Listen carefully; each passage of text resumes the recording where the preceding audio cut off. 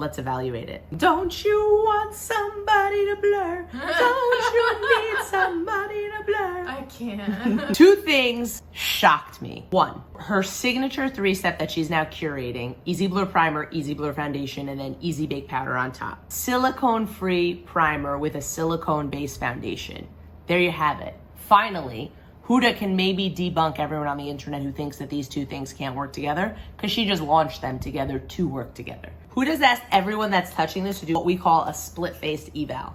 Best way to evaluate a foundation product. So let's get right into it. This is silicone free, but it's gonna look like silicone. Oh, wow. Which is really cool. And that means they've used a lot of silicone replacements that are gonna act like silicone. So I just laid this primer on. Honestly, that's probably enough for my whole face. Rather be safe than sorry. We're gonna continue on. I'm not feeling the way that this is gonna bulk up or pill the way that you might feel something with silicone. This has a really nice clean break on skin, and it feels really watery and light, but it is slippery. So it does have a beautiful surface to lay the foundation right on top of. She gives us this brush, so we're gonna use the brush.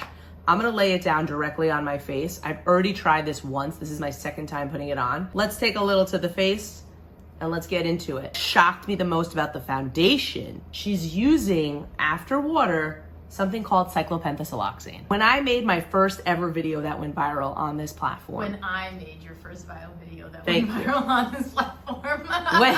Thank you for the correction. The first ingredient is not cyclopentasiloxane. Cyclopentasiloxane. Really, like 80%, if not more, of foundations on the market had this silicone. But the thing is that the EU banned cyclopentasiloxane. I think it's going into effect in 2027. My regulatory peeps, please chime in. I just want to open the dialogue. Like, I'm so curious as to why Huda chose to do this classic style silicone foundation when we know in the EU there's no more love for cyclopentasiloxane. But I'm also really comforted because it's one of the best performing silicones in a complexion product. And to be honest, it's kind of funny. It's like coming back home to the classics with this foundation in a very good way. And don't get me wrong, the reason everyone is loving this foundation is because it's going back to some of the most fundamental building blocks of complexion that wear well, feel well. And I mean, look at it. It does have that serum-like texture. It does look like skin.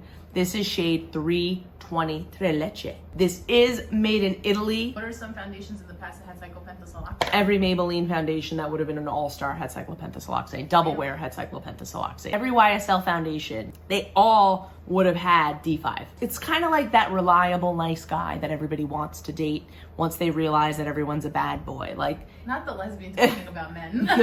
This is a neutral finish. It's not too shiny. It's not too matte. It's not going to accentuate texture. My pores were softened beautifully with the lay down of the primer. I don't feel heavy or cakey. I feel like it's locked in, and I didn't even put powder on yet. I know the second that I hit this with powder, I've just secured at least a 12-hour wear, which is really what I'm primarily interested in. I'm loading up my puff. Is it your Mario puff? I love the Mario puff. That's it, we're married until someone finds me and divorces me. I'm gonna be locking and loading this into a medium coverage. It's gonna be more matte. But throughout the day, I can anticipate that I'll have my natural oils peek through and give this foundation even more life.